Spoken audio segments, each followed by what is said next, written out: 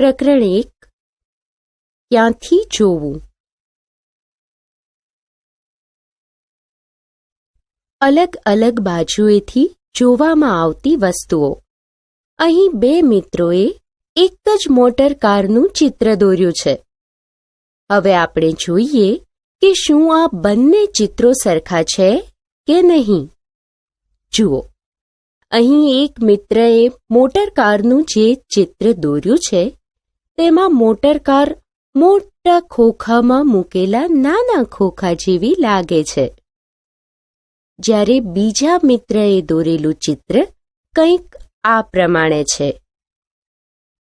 તો મિત્રો, આ બંને ચિત્રો આમ અલગ અલગ લાગે છે, પરંતુ ધ્યાનથી જોઈએ તો ખબર પડે છે કે ચિત્ર 1માં મોટર કારને અગાશી ઉપરથી જોઈ હતી અને ચિત્ર 2માં મોટર કારને બાજુએથી જોઈ હતી. આમ આ પરથી તમને સમજાશે કે વસ્તુઓ જુદી જુદી બાજુએથી જોતા તે જુદી જુદી દેખાય છે. અહીં મોટર કારને અલગ અલગ બાજુએ એટલે કે ઉપરથી, બાજુએથી, આગળથી અને પાછળથી જોતા કેવી દેખાશે તે દર્શાવેલ છે. હવે અહીં કેટલાક ચિત્રો દોરેલા છે, તો જો આ વસ્તુઓ ઉપરથી જોવામાં આવે તો કેવી દેખાશે તે જોઈએ. અહીં કૂકર આપેલ છે. જો કૂકર ઉપરથી જોઈએ તો આ પ્રમાણે દેખાશે. બીજું ચિત્ર ચંપલનું છે. જે ઉપરથી જોઈએ તો આ પ્રમાણે દેખાશે. ત્રીજું ચિત્ર ફળનું છે. તેને ઉપરથી જોઈએ તો આ પ્રમાણે દેખાશે. ચોથું ચિત્ર નાના કબાટનું છે. જેને ઉપરથી જોઈએ તો આ પ્રમાણે દેખાશે. પાંચમું ચિત્ર લેપટોપનું છે. જે ઉપરથી જોઈએ તો આ પ્રમાણે દેખાશે. ઉદાહરણ: અહીં કેટલાક ચિત્રો આપેલા છે, તો આ વસ્તુઓને આ સ્થિતિમાં જોવા માટે ક્યાંથી જોવાનું થાય તે કહો. જુઓ, અહીં પહેલું ચિત્ર સીડીનું છે. જો સીડીને આપણે બાજુએથી જોઈએ તો આ પ્રમાણે દેખાશે. બીજું ચિત્ર ટેબલનું છે. જો ઉપરથી જોઈએ તો જ આપણને આ પ્રમાણે દેખાશે. ત્રીજું ચિત્ર પેન્સિલનું છે. જો આ પેન્સિલ ઉપરથી જોઈએ તો જ આ પ્રમાણે દેખાશે. મહાવરો.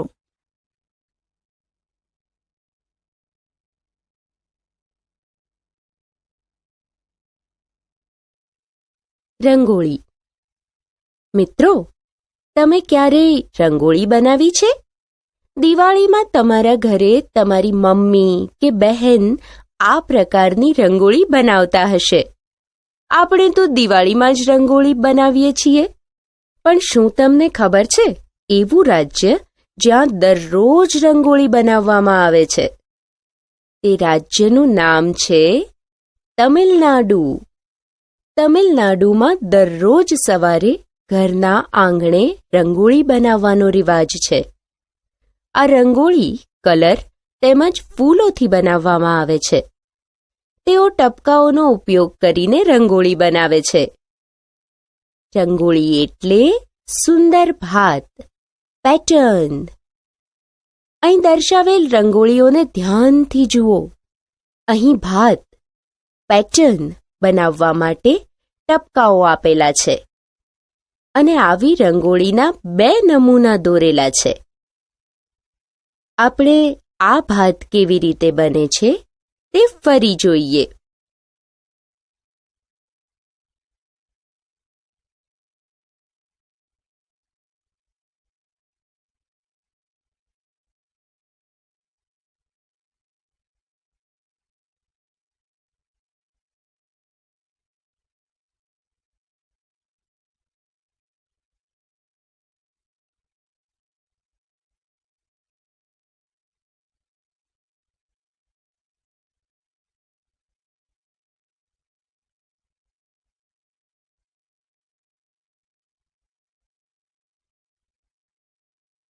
ઉદાહરણ: અહીં કેટલાક ટપકાઓની મદદથી અલગ અલગ આકારો દોરેલા છે. તમે આ આકારોને ફરી દોરો. અહીં જોઈ શકાય છે કે કેટલાક આકારો સીધી લીટીમાં છે, જ્યારે કેટલાક નથી. દર્શાવેલ રંગોળી જુઓ. અહીં લાલ રંગમાં દર્શાવેલ આકારમાં માત્ર સીધી લીટીઓ છે, જ્યારે લીલા રંગથી દર્શાવેલ આકારમાં વક્રરેખાઓ આપેલ છે, તથા વાદળી રંગમાં દર્શાવેલ આકારમાં વક્ર અને સીધી બંને રેખાઓ આપેલ છે. મહાવરો.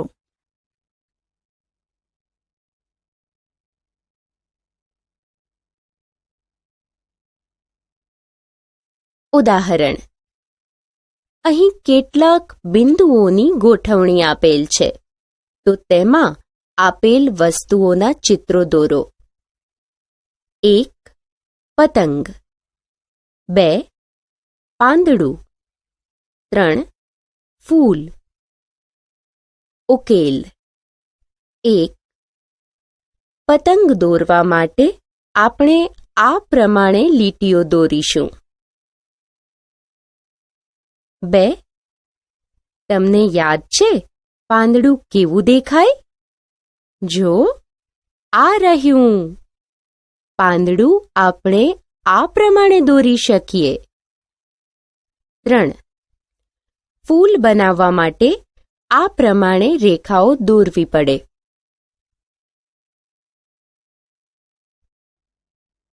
મહાવરો.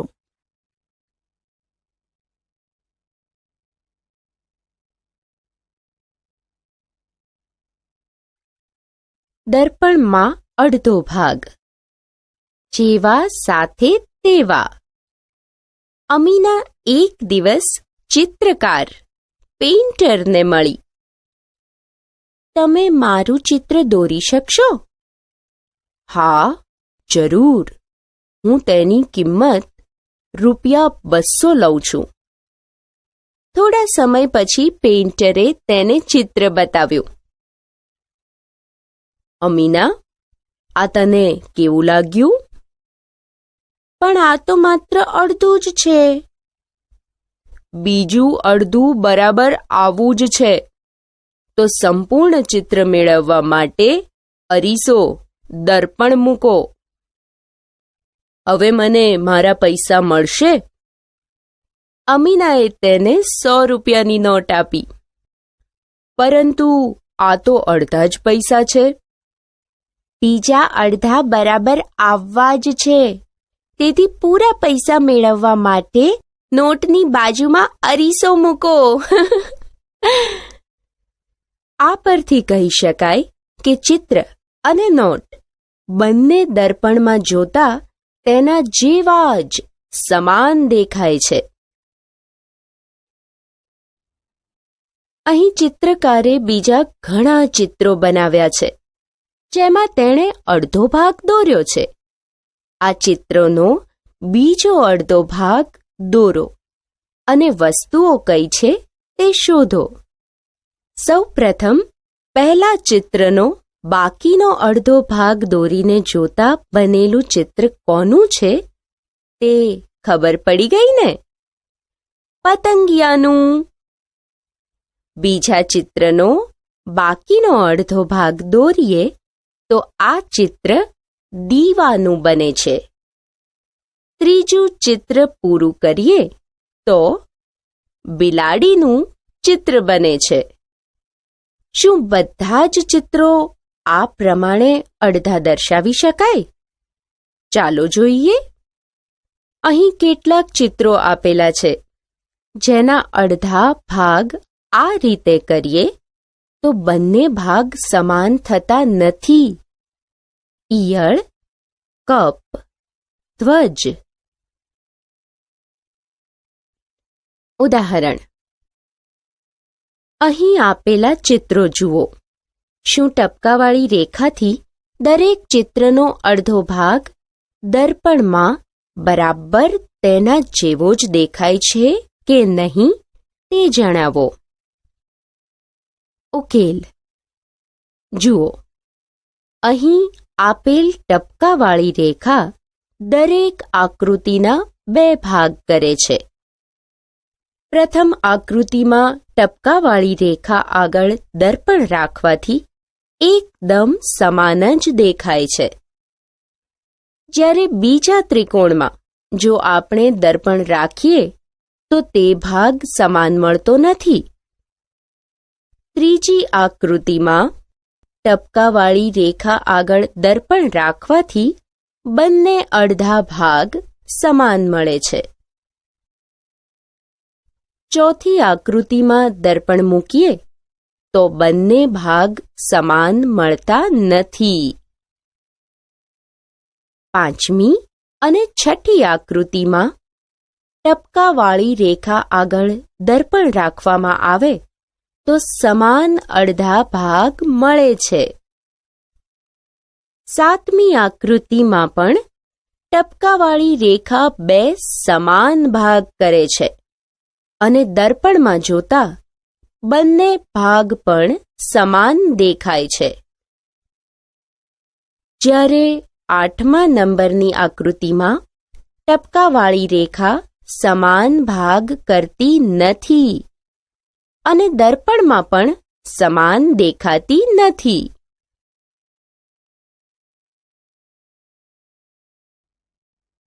મહાવરો.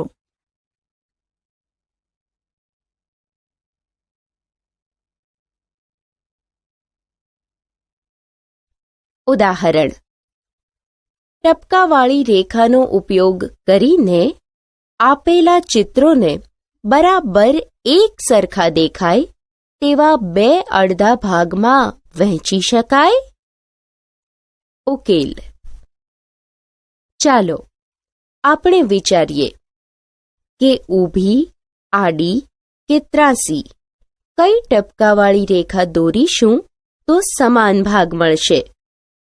જુઓ, કાંસકાના ચિત્રમાં ઊભી ટપકાવાળી રેખા દોરીએ તો 2 સમાન ભાગ મળશે. 8ના અંકમાં આડી, બટનના ચિત્રમાં આડી કે ઊભી બંનેમાંથી કોઈ પણ. મુગટમાં ઊભી, ઘંટમાં ઊભી, ચશ્મામાં ઊભી, બેગમાં ઊભી ટપકાવાળી રેખા દોરવાથી બંને સમાન ભાગ થશે. જ્યારે કીટલી, પાનું, છત્રી કોઈ પણ રીતે ટપકાવાળી રેખા દોરીએ તો પણ સમાન એક સરખા દેખાય તેવા ભાગ પડતા નથી.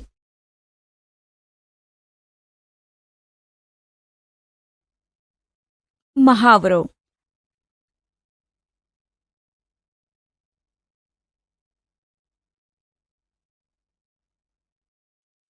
ઉદાહરણ.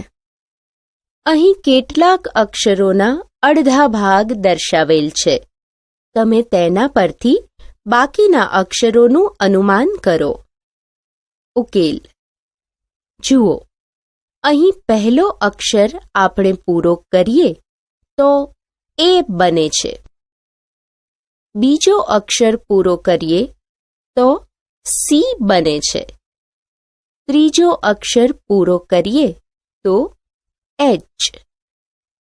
ચોથો અક્ષર પૂરો કરીએ તો યુ. પાંચમો અક્ષર પૂરો કરીએ તો બી અને છઠ્ઠો અક્ષર પૂરો કરીએ તો કે બને છે. મહાવરો.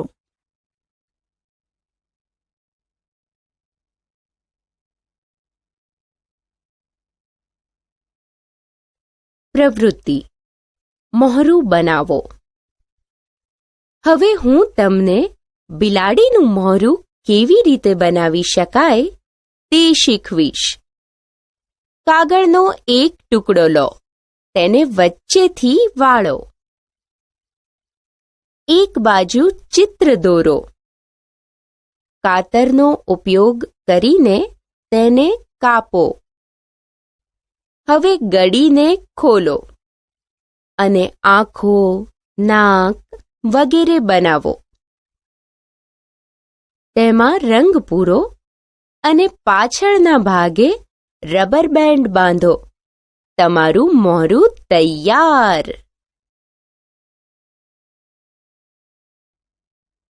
મહાવરો.